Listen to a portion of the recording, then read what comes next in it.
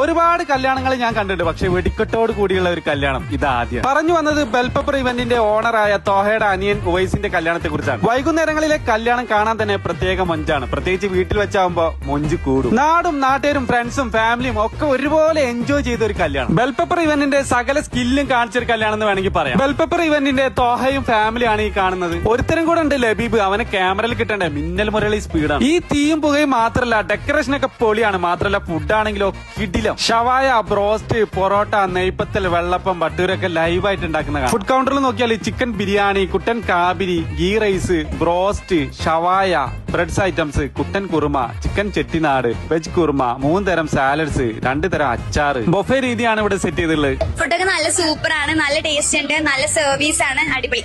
Super ഫുഡാണ്, അടിപൊളിയാണ്. ഡെസർട്ടിലേക്ക് നോക്കുകയാണെങ്കിൽ തട്ടുകട ചായ, സ്നാക്സ്, പോപ്കോൺ, പഞ്ഞിമിഠായി, ലുക്കൈമത്ത്, ജിലേബി, ബർഫി, ഇളനീർ പായസം,